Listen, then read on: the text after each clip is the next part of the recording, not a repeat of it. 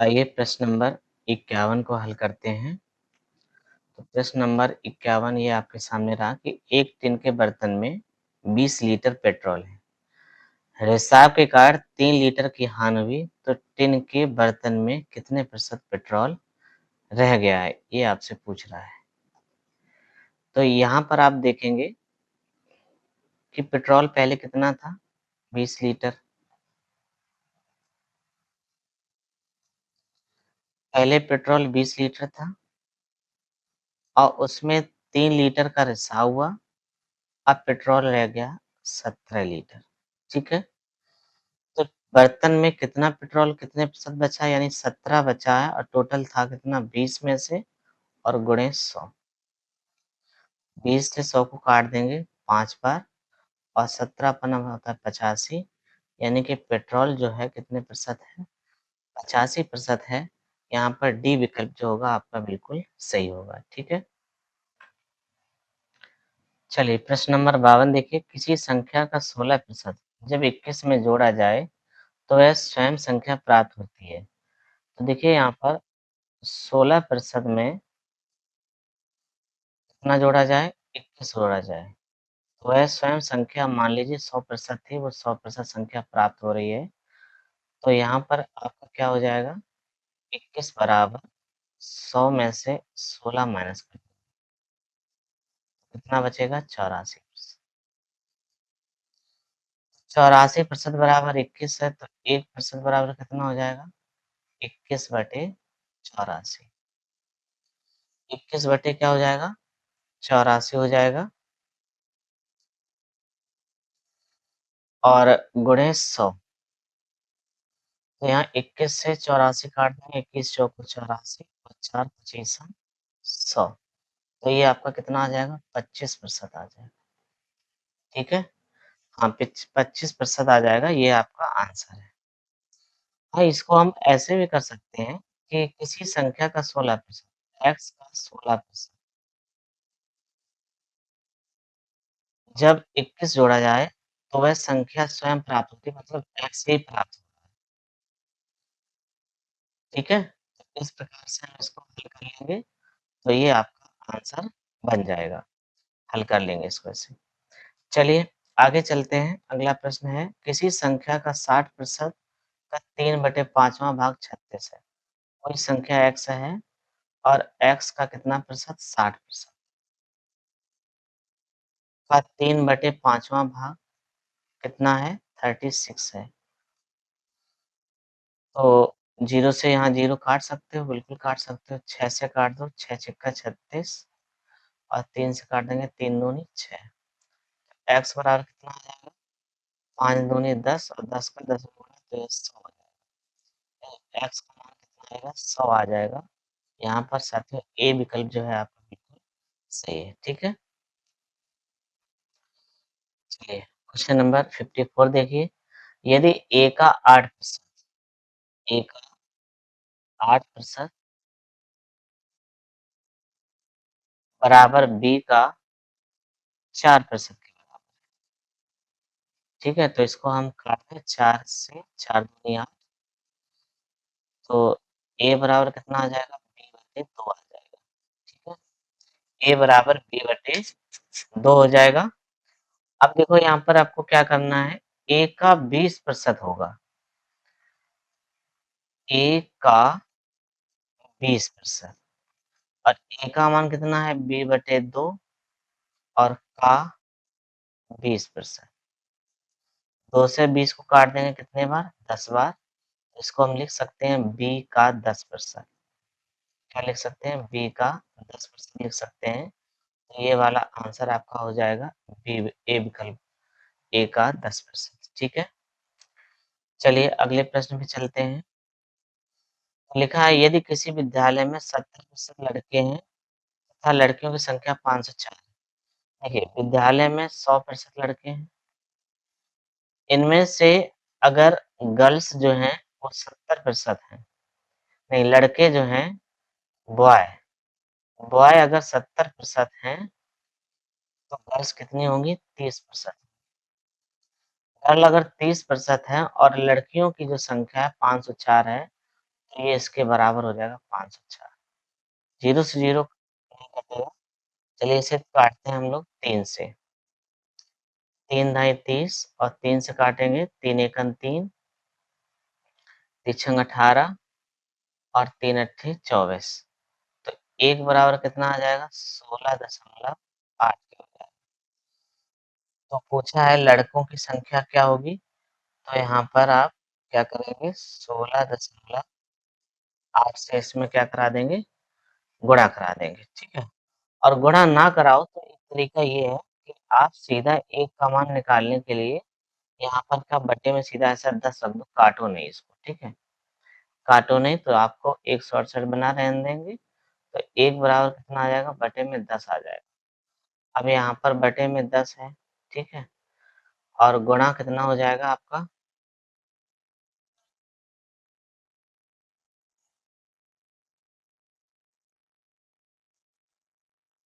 168 और गुणे ये आपका 70 है।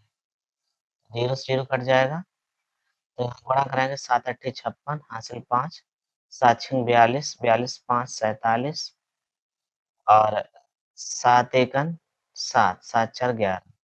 आपका उत्तर आ जाएगा 1176। कितना आ जाएगा? 1176 ये आपका आंसर हो जाएगा, यानी कि बी विकल्प जो है आपका बिल्कुल सही होगा, ठीक है? चलिए, इसी प्रकार से अगले प्रश्न पे चलते हैं। क्वेश्चन नंबर 56 लिखा है कि एक भिन्न का अंश 250% बढ़ा दिया जाए और हर 400% बढ़ा दिया जाए।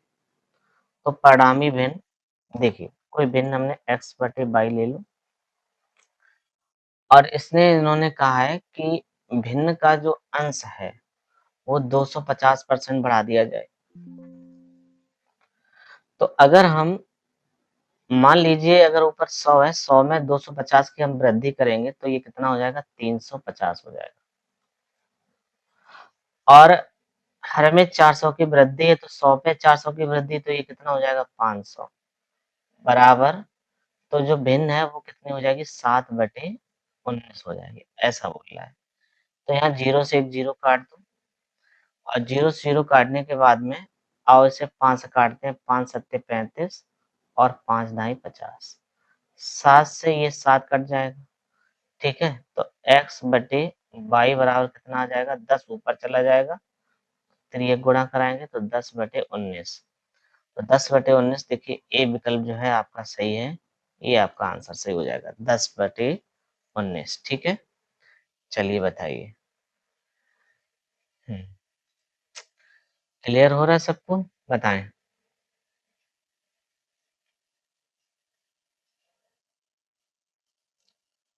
चलिए, अगले प्रश्न पे चलते हैं।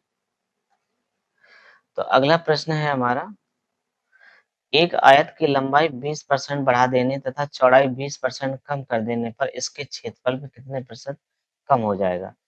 तो एक आयत की लंबाई जो है 20% बढ़ा दो, प्लस कर दो और इसके चौड़ाई में 20% की कमी कर दो, -20 -20 गुणे 20/100। ये 20 से 20 कैंसिल हो जाएगा, 2 जीरो से 2 जीरो कैंसिल हो जाएगा, यहाँ बचेगा 2 दूनी 4, यानी कि 4% की क्या होगी? यहाँ पर कमी होगी। 4% की क्या होगी? 4% की कमी होगी। यहाँ सी विकल्प है जी, ये आपका आंसर सही हो जाएगा, ठीक है?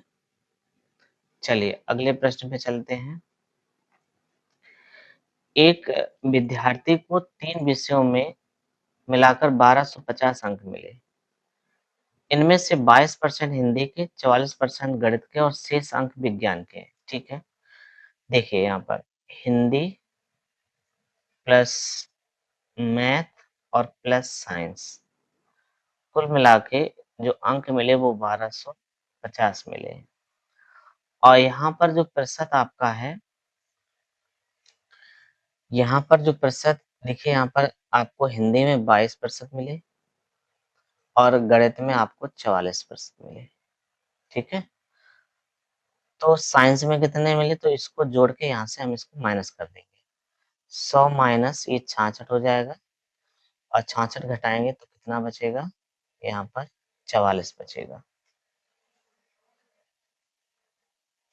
सॉरी 34 बचेगा। कितना बचेगा? 34।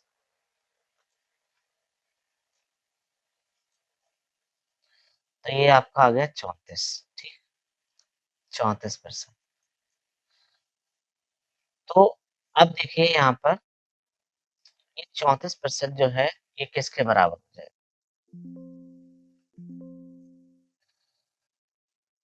अब देखो यहाँ पर ये हमने निकाल लिया। अब इसमें आगे क्या कहा है उसने कि शेष अंक विज्ञान के हिंदी और विज्ञान में प्राप्त अंकों के बीच का अंतर क्या है? तो देखो हिंदी में आपका कितना है 22% है और गणित में विज्ञान में आपका कितना आया है 34%। ये आपका साइंस का है। तो साइंस और हिंदी का अंतर यानी 34 माइनस 22 तो कितना आ जाएगा आपका 12% आ जाएगा। कितना आ जाएगा 12% आ जाएगा। अब आपको तीनों का टोटल पता है कितना है 1250 और 1250 का 12% कितना होगा आंसर?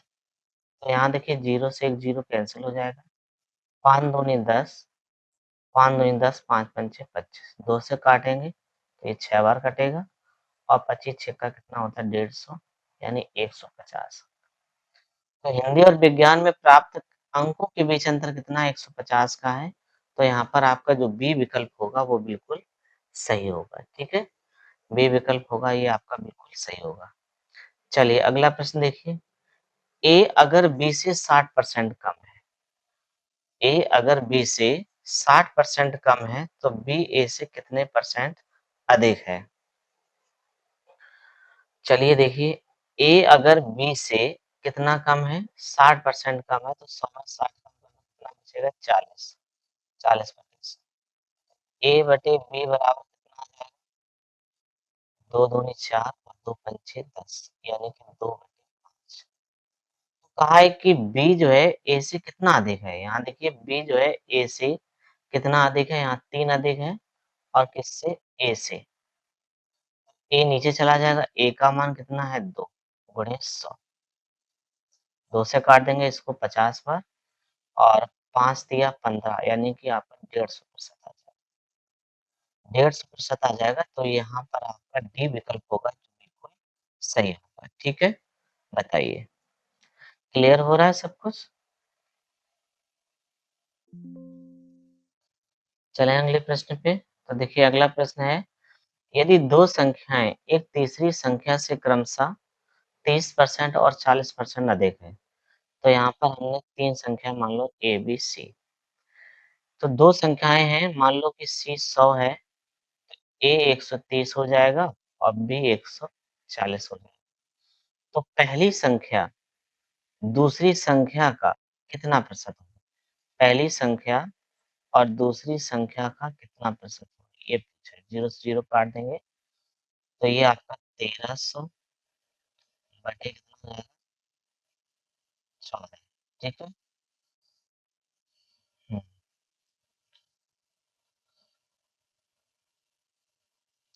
चलिए इसका इसमें भाग देते हैं आप। तो 14 का भाग देंगे, 14 नेमा 126 और 14 दूनी 28 तो 92 सही 6/7% आ जाएगा। 92 सही 6/7%। ठीक है, तो ये आपका आंसर हो जाएगा 92 सही 6/7%।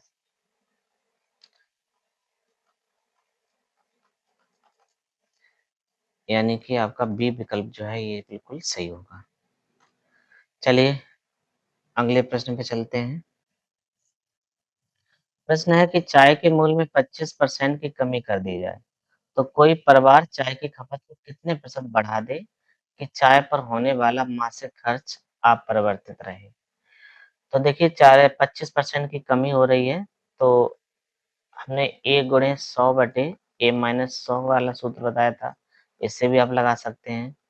तो यहाँ 25 गुणे 100 बटे 100 माइनस 25 तो ये 25 गुणे 100 बटे कितना हो जाएगा 75 तो काट देंगे 25 तिया 75 और 3 का भाग देंगे तो 33 सही 1/3% आ जाएगा। 33 सही 1/3%। ठीक है, तो ये आपका सी विकल्प सही हो जाएगा। इसको आप ऐसे भी कर सकते थे, 25% को फ्रैक्शन में लिखेंगे 1/4। 4 में 1 की कमी कितना हुआ 3, 1/3 गुणे 100, 33 सही 1/3%। ये आपका आंसर हो जाएगा। ठीक है, चलिए अगले प्रश्न पे चलते हैं। अगला प्रश्न है, एक गांव की वर्तमान जनसंख्या 6000 है। गांव की जनसंख्या वृद्धि की दर 10% प्रतिवार्षिक है। तो बताइए 3 वर्ष बाद गांव की जनसंख्या क्या होगी? तो यहाँ पर देखिए 10% दिया है, फ्रैक्शन लिख लो 1/10। तो 10 से बढ़कर 11 हो जाएगा, 10 से बढ़कर 11 हो जाएगा और 10 से बढ़कर 11। अगर वृद्धि है तो बढ़ा देंगे, कमी की जाए अब मूल्य की जाए तो घटा देंगे। तो यहाँ पर आपका 1000 हो जाएगा, ये हो जाएगा 1331। यहाँ पर देखिए इसका मान दे रखा है आपको 6000। ये 3 0 काट देंगे, एक का मान किसके 6000 के बराबर। तो 6 का जब यहाँ गुणा करा देंगे तो 6 एकन 6, 6 3 18, 6 3 18 और 6 एकन 6 एक 7 75, 6 3 18 एक 19 है, 79 86 यानी ए विकल्प है ये आपका सही हो जाएगा। चलिए अगला प्रश्न है, भिन्न 7/10 का प्रतिशत में मान क्या होगा? 7/10 गुणे 100 कर कितना हो जाएगा 70%। तो यहाँ पर आपका बी विकल्प सही हो जाएगा। ठीक है, अगला प्रश्न है, 60 का कितना प्रतिशत 12 है?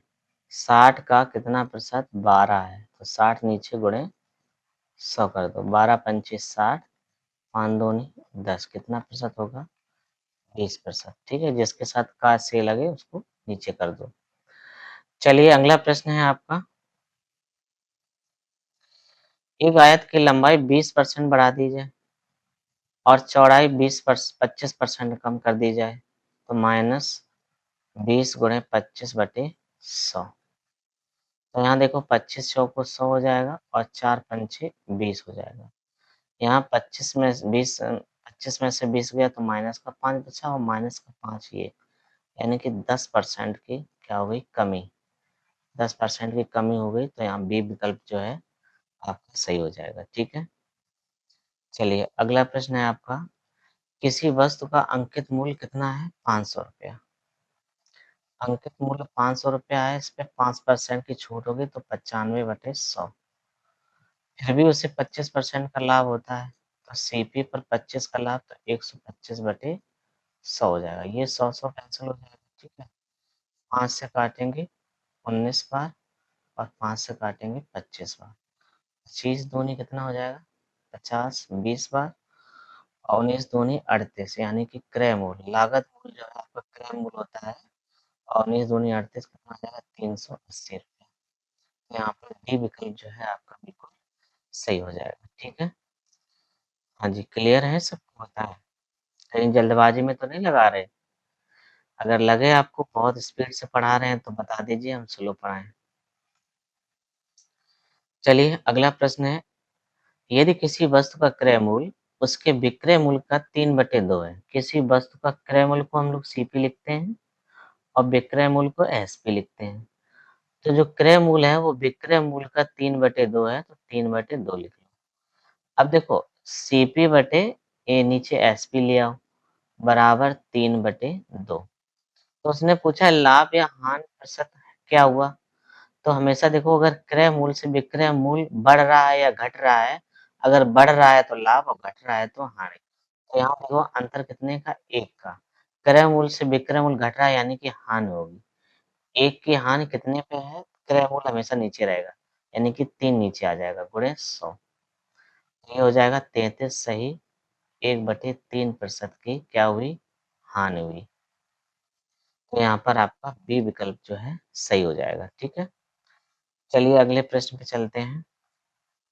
यदि किसी दुकानदार को एक वस्तु 390 रुपए में बेचने पर 20% का लाभ होता है, तो वस्तु का क्रय मूल्य क्या होगा? देखो कभी भी इस प्रकार का प्रश्न आए तो आप आराम से इसको पहले फ्रैक्शन में लिख लो। तो 20% को भिन्न में लिखेंगे 1/5 होगा। इसमें साथियों जो नीचे वाला होता है वो आपका सीपी होता है और ऊपर वाला जो होता है ये आपका प्रॉफिट होगा। लाभ बोले तो लाभ और हानि कहे तो ये हानि रहेगा। अगर हम 5 में 1 जोड़ दें तो ये जो जुड़ के आएगा 6 ये आपका विक्रय मूल्य बन जाएगा। अब प्रश्न में देखिए विक्रय मूल्य दे रखा है। विक्रय मूल्य दे रखा है कितना 390 यानी कि 6 की वैल्यू है 390 6 6 का भाग लगाएंगे 6 छिक्का 36 3 बचा 6 पंचे 30 यानी कि 1 यूनिट बराबर कितना आया 65। हमसे क्रय मूल्य पूछा है तो क्रय मूल्य हमारा यहाँ 5 है तो 5 में गुणे 65 का करा देंगे तो 5 पंचे 25 और 5 छिक्का 30 और 2 32 यानी कि 325 जो कि डी विकल्प है आपका वो सही हो जाएगा। ठीक है 325 आपका आंसर है। अगला प्रश्न है 8 पेन का क्रय मूल्य 6 पेन के विक्रय मूल्य के बराबर है। 6 पेन के विक्रय मूल्य के बराबर है। तो 8 सीपी बराबर यहाँ भी आपका लाभ प्रतिशत पूछ रहा है। 8 सीपी बराबर 6 एसपी।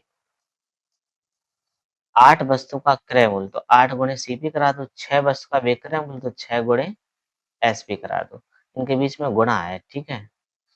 अब देखो यहाँ सीपी बटे एसपी बराबर यानी सीपी के बटे एसपी लाओ और 6 बटे 8 काटो तो इसे 2 से काट दो, 2 तिया 6 और 2 चौको 8। अब बताओ अंतर कितने का है? 1 का अंतर। यानी क्रय मूल्य से विक्रय मूल्य बड़ा है तो यहाँ पर 1 का लाभ होगा और 1 का लाभ कितने पे होगा? 3 पे गुणे 100 और 100 में 3 का भाग लगाते हैं तो कितना हो जाता है? 33 सही 1/3% हो जाता है। तो ये आपका आंसर हो जाएगा सी विकल्प सही। ठीक है। अगला प्रश्न है किसी वस्तु को 78 में बेचने पर 4% का लाभ होता है। यदि उसी वस्तु को 60 रुपए में बेचा जाए तो हानि प्रतिशत कितनी होगी? ये पूछा है। तो प्रश्न कह रहा है यदि किसी वस्तु को 78 में बेचने पर 4% का लाभ होता है तो 100 पर 4% का लाभ कितना हो जाएगा? 104 और 104% जो होगा वो किसके बराबर हो जाएगा? 78 के बराबर। 1 बराबर कितना हो जाएगा? 78 बटे 104 गुणे 100। ठीक है। चलिए इसको कटाते हैं। 2 से कटाएँगे 2 तिया 6 2 ने 18 2 से इधर काट दो 2 पंचे 10 और 2 दूनी 4 13 तिया 39 और 13 चौके 4 पचीसम 100 ये आ जाएगा 25 तिया 75। ठीक है। अब देखो उसने कहा है कि यदि किसी वस्तु को 60 में बेचा जाए, अभी वो 75 रुपए में बेच रहा है। अगर वो 60 में बेचे तो यहाँ पर देखिए 75 माइनस 60 तो यहाँ पर प्रॉफिट जो होगा यहाँ लॉस हो जाएगा, हानि हो जाएगी। तो कितने की हो जाएगी? 15 की हानि हो जाएगी। अब 15 की हानि कितने पे होगी? 75 पे होगी गुणे 100 25 तिया 75 और 100 में आप सॉरी 15 पना 75 15 पना 75 करेंगे और 5 से इसको काट देंगे 100 को कितने बार? 20 बार। तो यहाँ पर आपका 20% जो होगा ये आंसर 20% आपका आंसर सही हो जाएगा। ठीक है। चलिए अगला प्रश्न है यदि एक आदमी अपना ठेला 720 रुपए में बेचे तो उसे 25% की हानि होगी। अगर वो 25% के लाभ के लिए बेचे तो विक्रय मूल्य क्या होगा? तो यहाँ पर देखो आप एसपी और सीपी और एसपी और यहाँ पर लिख लो सीपी और एसपी। यहाँ देखो अगर आपका क्रय मूल्य 100 रुपया है और उसपे उसने 25% की हानि हुई तो ये चीज कितनी रहेगी आपकी? 75 की रहेगी। ठीक है। एक आदमी अपना ठेला 720 रुपए में बेचे तो उसे 25% की क्या हो रही है? हानि हो रही है। तो यहाँ पर अब 75 बराबर जो हो जाएगा वो किसके हो जाएगा? 720 का हो जाएगा।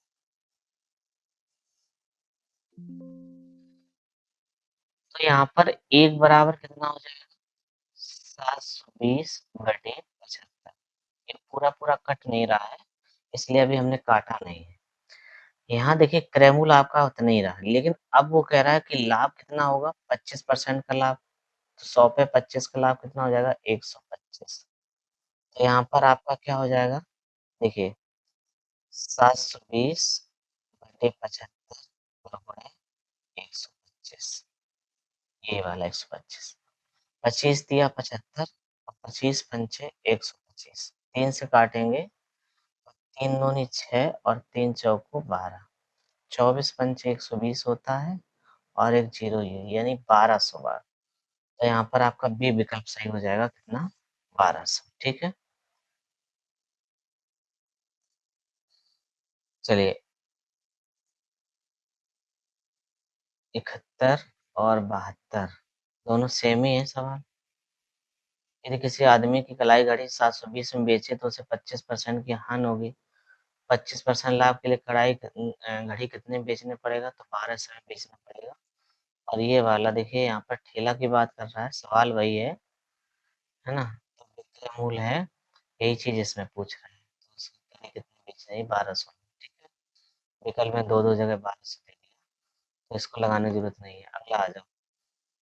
ए एक वस्तु को 20% लाभ पर बेचता है, बी उसे सी को 5% लाभ पर बेचता है।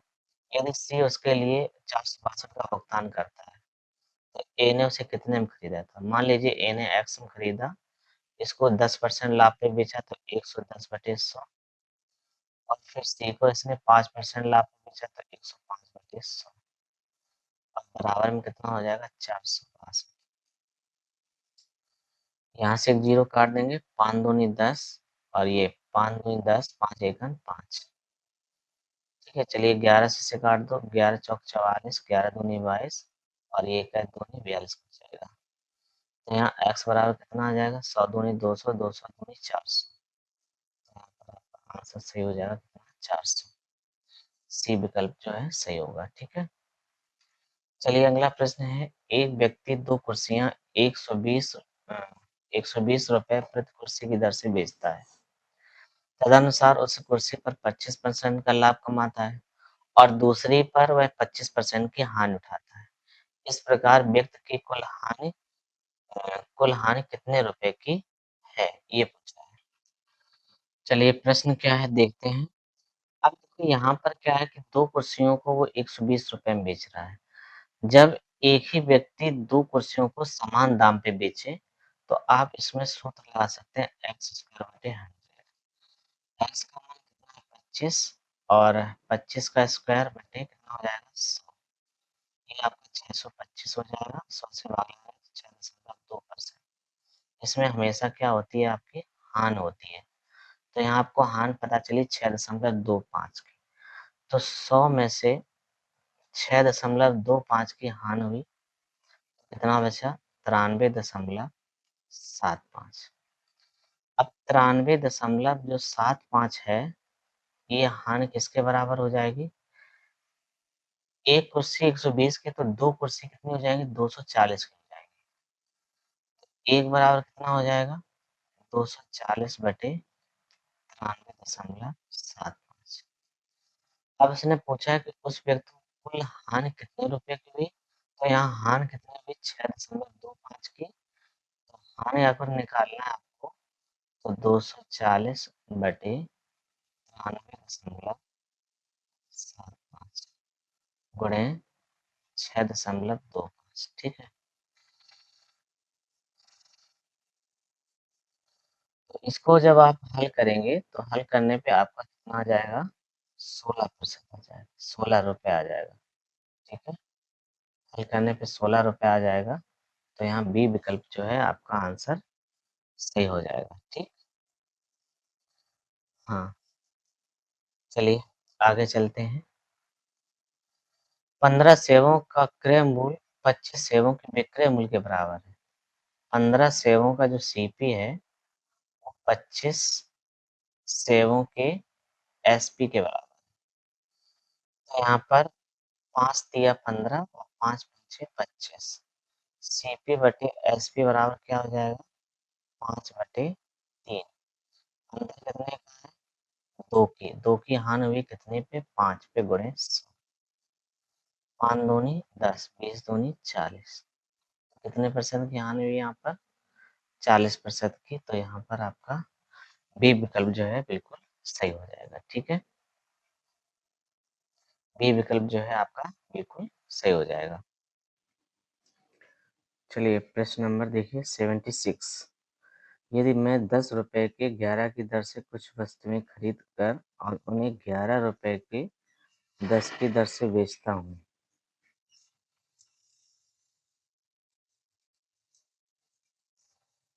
तो इसमें प्रतिशत पूछा गया है, प्रतिशत क्या होगा?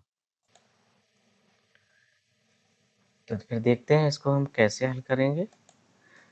देखिए एक तरफ इसमें हम वस्तु को लिख लें, एक तरफ आप वस्तु लिख लीजिए। ठीक है, वस्तु, और एक तरफ आप रुपए लिख लें। तो वस्तु है 11 और ये 10 की दर से बेची जाती हैं, और फिर वस्तु है 10 और ये 11 की दर से बेची जाती है। ठीक, इसमें आपको क्या करना है? क्रॉस गुणा कराना है। यहाँ पर पहला गुणा होगा आपका, और इसके बाद में इसका आप 2 बार गुणा इधर करेंगे।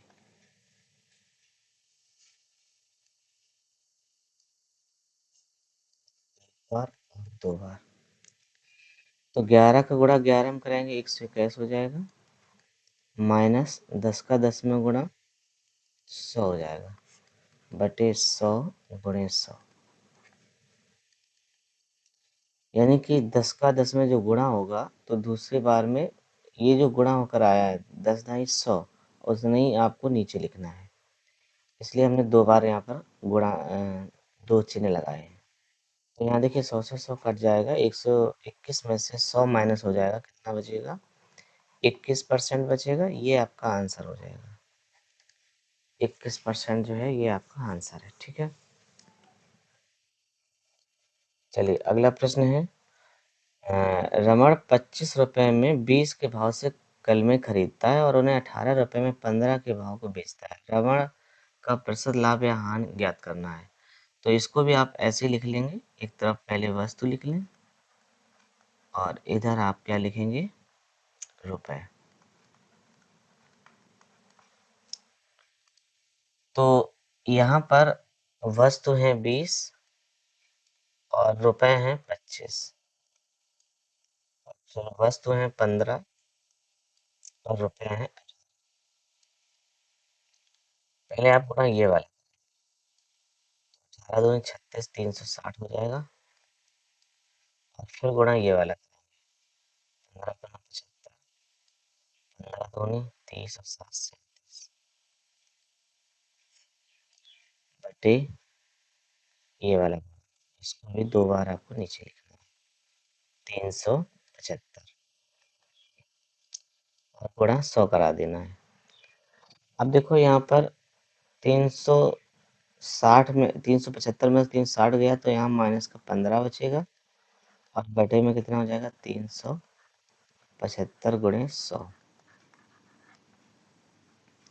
15 से काटें, 15 दूनी 30, 15 पना 75 और 25 चौको 100। माइनस चिन्ह बच्चों यहाँ क्या दर्शाएगा? माइनस चिन्ह का मतलब है यहाँ हानि हुई है, यानी 4% की क्या हुई है? हानि हुई है।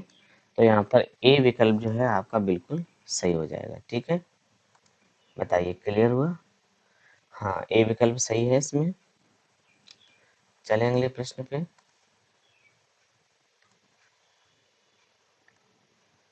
चलिए प्रश्न नंबर 78 देखिए।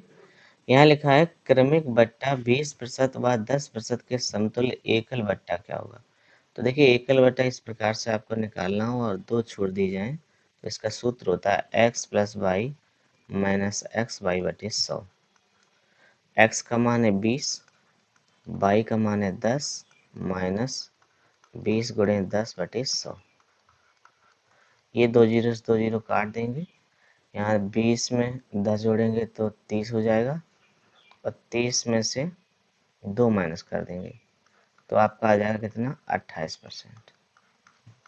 28% आ जाएगा तो ये आपका उत्तर हो जाएगा। ठीक है, चलिए अगले प्रश्न पे चलते हैं। यहाँ लिखा है कि किसी वस्तु के सूची मूल्य पर 25% बट्टा देने पर कुल 30 रुपए का बट्टा प्राप्त होता है। इसका मतलब ये है कि जो 25% होगा वो किसके बराबर होगा, 30 के बराबर होगा। तो हम कहें अगर 100% हमें बनाना हो तो 4 का गुणा इधर कर दो, 4 गुणा इधर कर दो, तो ये 100% बराबर किसके हो जाएगा, 120 के हो जाएगा। तो ये आपका आंसर हो जाएगा कितना, 120। ठीक है, चलिए अगला प्रश्न है, एक पैंट पर अंकित मूल्य 500 रुपये है, वह 300 रुपये में उपलब्ध है, तो दिए गए बट्टे की दर में क्या होगी। तो भाई 500 में से 300 माइनस कर दो, कितना बचा 200। अब 200 बटे 500 गुणे 100, तो ये 2 जीरो काट देंगे, 5 से काट देंगे 20 बार और 20 दूनी हो जाएगा 40%। तो यहाँ पर आपका कौन सा बी विकल्प जो है वो बिल्कुल सही हो जाएगा। ठीक है, तो बताएं क्लियर है यहाँ तक, जी बताएं। चलिए अगले प्रश्न पे चलते हैं। तो देखिए अगला प्रश्न है हमारा, एक किताब का अंकित मूल्य 500 रुपये है, यदि उससे 10% का बट्टा पर बेच दिया जाए तो बट्टे की राशि क्या होगी। यानी 500 रुपये पर 10% की छूट है तो 90 बटे 100 हो जाएगा।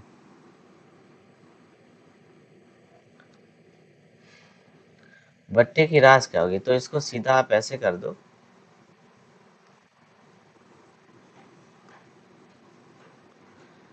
10 बटे 100। तो यहाँ 2 जीरो से 2 जीरो कैंसिल हो गया, 10 पंचे 50 रुपये, यानी 50 का 10% कितना होगा, 500 का 10% 50 होगा। तो बट्टे की राशि पूछ रहा है तो कितना हो जाएगा, ए, यानी ए विकल्प आपका सही हो जाएगा। ठीक है, ठीक है, आसान प्रश्न है।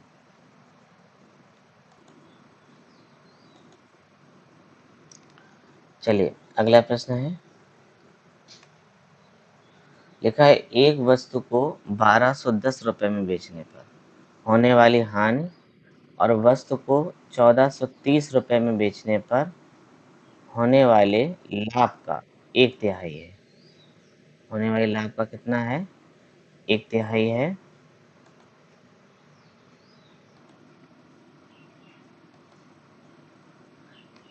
उस वस्तु का क्रय मूल्य बताइए, तो क्रय मूल्य पूछा गया है। तो देखिए आप एक काम करें, 1430 में से 1210 माइनस कर दें तो यहाँ कितना बचेगा, 220 बचेगा। ठीक है, अब उसने कहा है कि जो वस्तु को 1430 में बेचने पर होने वाले लाभ का एक तिहाई है, यानी एसपी और सीपी का रेशियो दे रखा है, एसपी और प्रॉफिट का रेशियो कितना दिया है, एक तिहाई, यानी 1:3।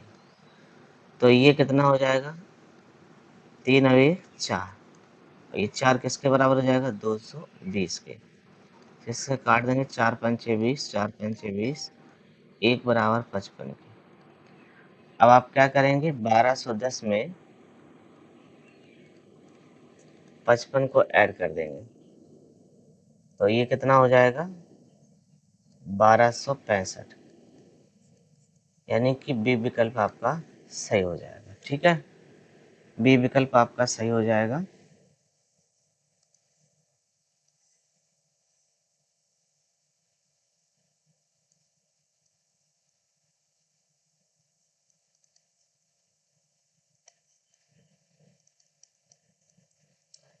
चलिए एक और विधि से इसको समझाते हैं हम आपको।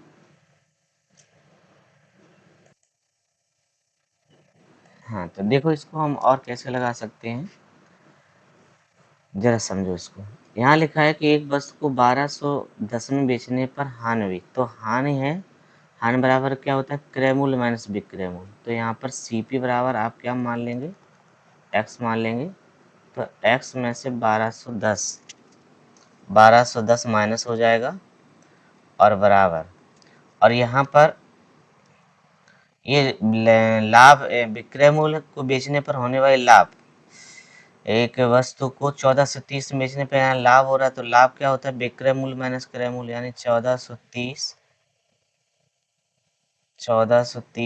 माइनस एक्स का 1/3 है, तो यहाँ इसका 1/3 कर दो ऐसे।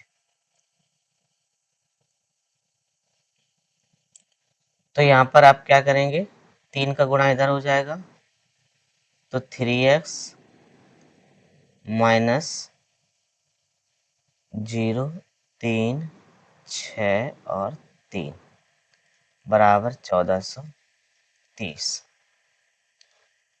Minus x. एक्स इधर जाएगा तो 4x बन जाएगा, और ये इधर आएगा तो 1430 में जुड़ जाएगा 3630, 3630 जुड़ जाएगा, ठीक है। अब यहाँ पर देखो, इन्हें जोड़ेंगे तो कितना हो जाएगा, 30 30 60 हो जाएगा, और 6 3 9 और 3 और 1 4 बराबर 4x। 4 से इसे काटें, 4 1 4, 4 दूनी 8, 4 6, 4 1 4, 4 दूनी 8, 1 बचा, 4 चौको 16, 0।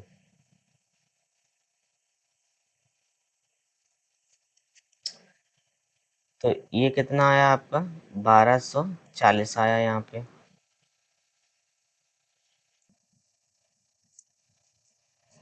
तो यहाँ पर 4 से भाग लगाएंगे, इसका योग हुआ 50 60, तो 4 1 4, 10 हो गया, 4 दूनी 8, 2 बचे, 4 6 24 और 4 पंचे 20। तो यहाँ देखिए x का मान भी आपका कितना आ गया, 1265 आ गया। तो आप इसको ऐसे भी लगा सकते हैं, ठीक है। चलिए अगले पृष्ठ पे चलते हैं। 36 पुस्तकों का क्रय मूल्य, 36 सीपी बराबर 30 एसपी। तो इससे 5, चाहो तो इसको थोड़ा कटा लो, 2 से काटेंगे तो 18 बार, और 2 से काटेंगे तो ये 15 बार। तो सीपी बटे एसपी बराबर क्या हो जाएगा, 15/18। अंतर कितने का है, 3 का। तो 3 का अंतर 15 पे गुणे 100, 3 से काटेंगे 5 बार, और 5 दूनी 10, यानी कितना आ जाएगा, 20%। तो ये आपका बी विकल्प जो है सही हो जाएगा, ठीक है।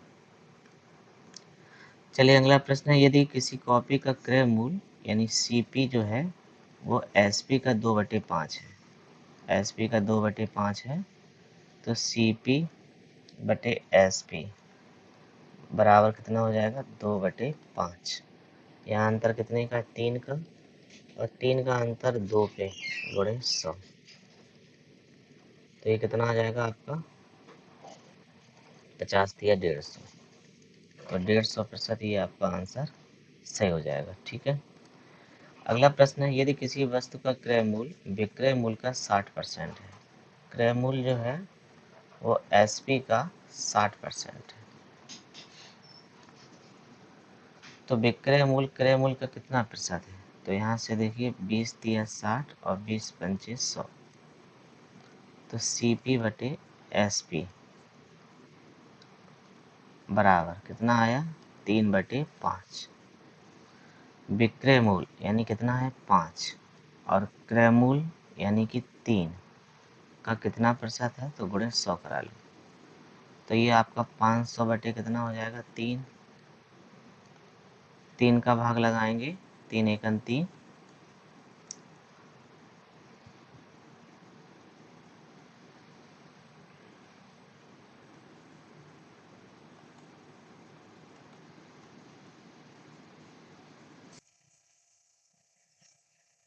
चलिए, तो यहाँ पर जब हम भाग देंगे तो कितना आ जाएगा, 166.6%, ठीक है।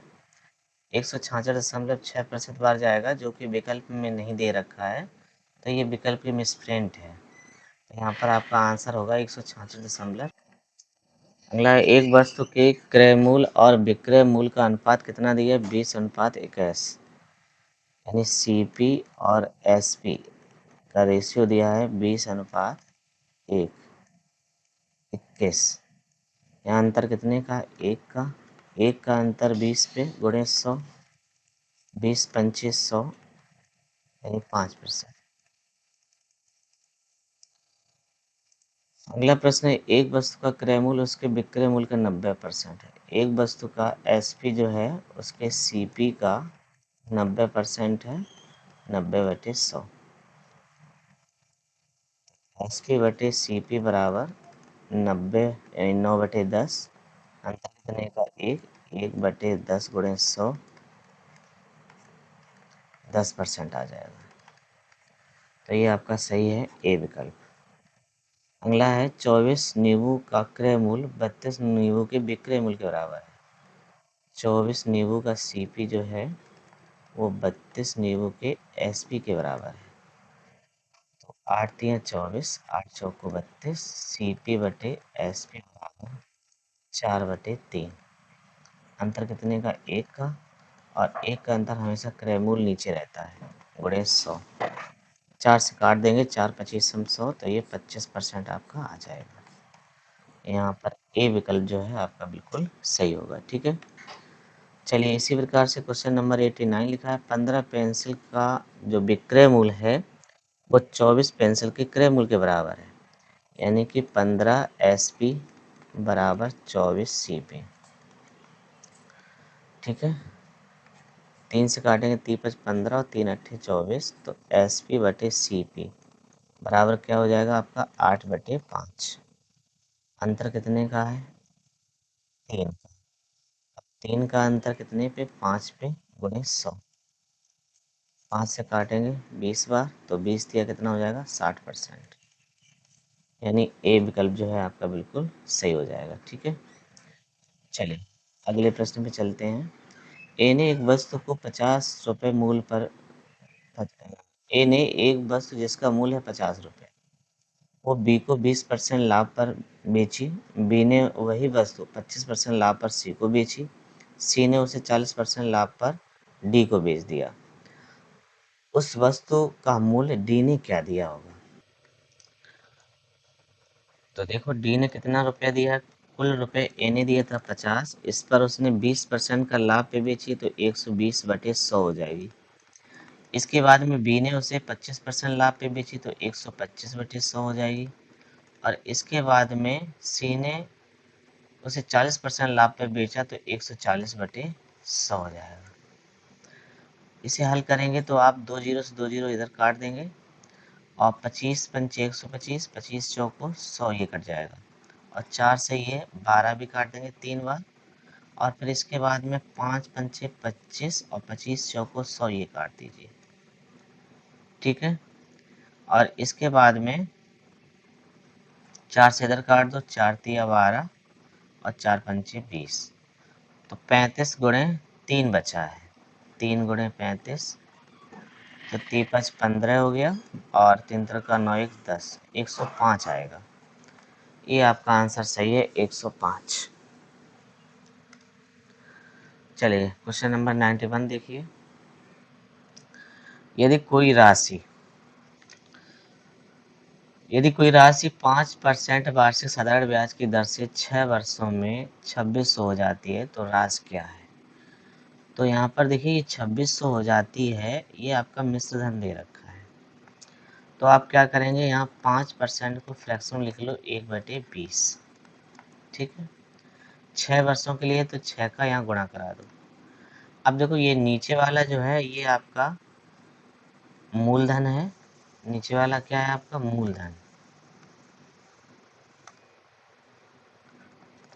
और ये ऊपर वाला ये आपका एसआई है। और 20 में 6 जोड़ दो, 26 हो जाएगा, ये मिश्रधन हो जाएगा। अमाउंट ए का मान, यहाँ देखिए 26 की वैल्यू 2600 दे रखी है, तो इसे काट दो 26 से 100 बार। तो हमसे पूछा है मूलधन क्या होगा, तो 20 में 100 का गुणा करा देंगे, तो आपका 2000 जो है ये मूलधन आ जाएगा। ये आपका आंसर सही है। अगला प्रश्न है, एक राशि साधारण ब्याज पर 10 वर्षों में दोगुना हो जाता है और 4 गुना होने में उसे कितना समय लगेगा। तो देखिए T1 बटे T2 बराबर N1 माइनस 1 बटे N2 माइनस 1। अब देखो T1 का मान दिया है 10 वर्ष और T2 का मान पूछा है। अब देखो यहाँ पर N1 का मान 2 गुना दिया है, जितना गुना कहा जाए 2 गुना कहा गया तो N1 का मान है, और 4 गुना कहा गया ये N2 का मान है। तो यहाँ देखिए 10 बटे T2 बराबर कितना बचा, ऊपर 1 और नीचे 3, क्रॉस गुणा करा देंगे ऐसे, तो T2 बराबर बताओ कितना आ जाएगा, 30 वर्ष। T2 बराबर कितना आ जाएगा, 30 वर्ष। तो इसमें भी गड़बड़ी है, यहाँ पर एक जगह 30 वर्ष कर लो, ठीक है, आंसर 30 वर्ष आएगा। चलिए अगला प्रश्न चलते हैं। साधारण ब्याज की किस दर से, साधारण ब्याज की किस दर से 925 का 5 वर्ष में मिश्रधन 1110 हो जाएगा। तो यहाँ से देखिए दर पूछ रहा है 925, तो पहले तो आप ऐसा ही निकाल लें, 1110 में से 925 माइनस कर दें, तो 10 में से 5 गया, 5 बचा,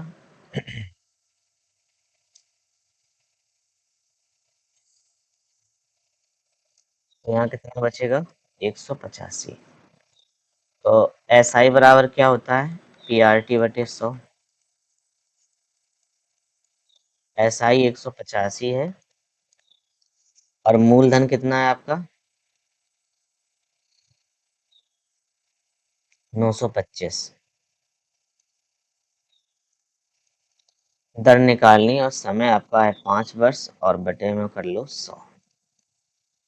चलिए इसे कटा लेते हैं। 5 से काटोगे तो 5 दूनी 10, 20 बार कट जाएगा। 5 से इससे काटोगे तो 5 एकन 5, 4 बचा, 5 अट्ठे 40 और 5 पंचे 25 और 5 चौको 20, और ये 185 से 185 पूरा कट जाएगा, तो आर बराबर कितना आ जाएगा, 4% आ जाएगा। यानी बी विकल्प जो है आपका बिल्कुल सही होगा।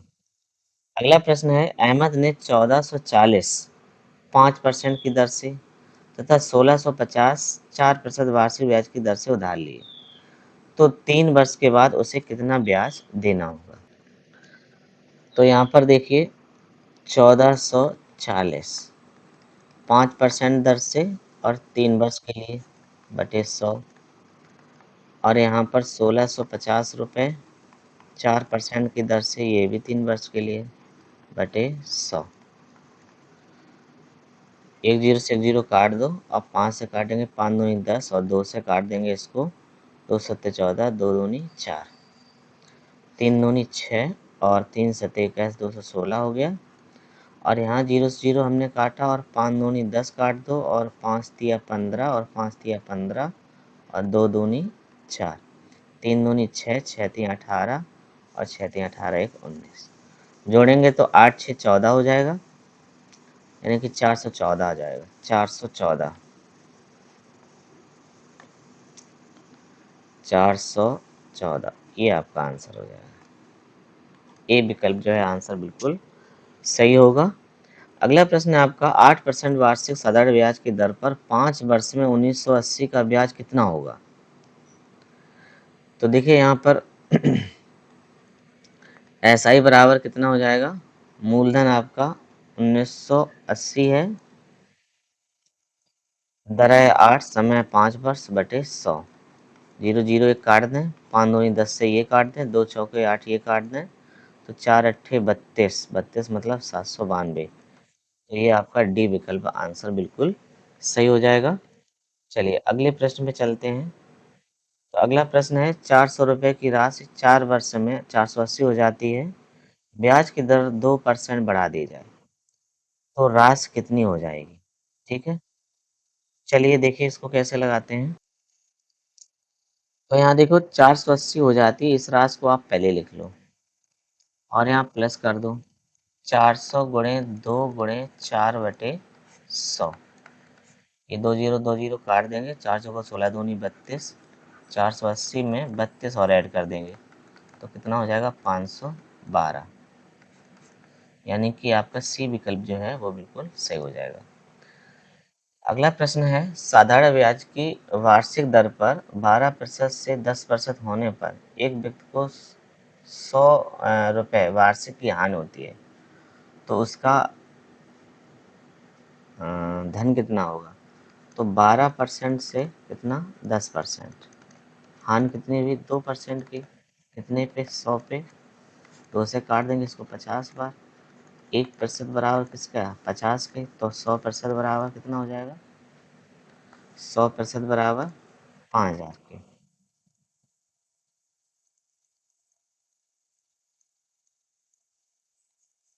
यानी कि बी विकल्प जो है आपका बिल्कुल आंसर सही हो जाएगा। चलिए अगले प्रश्न में चलते हैं। लिखा है कि कोई धनराशि साधारण ब्याज की एक निश्चित दर पर 12 वर्ष में स्वयं का 5 गुना हो जाती है और 21 वर्ष में कितनी गुना हो जाएगी? तो यहाँ पर देखिए 12/21 दिया है और 5 - 1 बटे यहाँ पर क्या होगा n2 - 1 कर लीजिए, ठीक है। तो 3 चौके 12 और 3 सते 21, ये कट जाएगा 4/7 बराबर यहाँ 4/n2 - 1 बचेगा। 4 से 4 भी कट जाएगा तो यहाँ देखिए 1 का इधर पक्षांतर करेंगे तो n2 बराबर कितना हो जाएगा 8। यानी कि 8 गुना जो होगा ये आपका आंसर सही होगा। तो यहाँ पर सी विकल्प जो है आपका आंसर सही है। चलिए अगला प्रश्न पे चलते हैं। यहाँ पर लिखा है कि 8100 का 8% वार्षिक ब्याज की दर से 18 माह का साधारण ब्याज कितना होगा? तो यहाँ पर देखिए 8100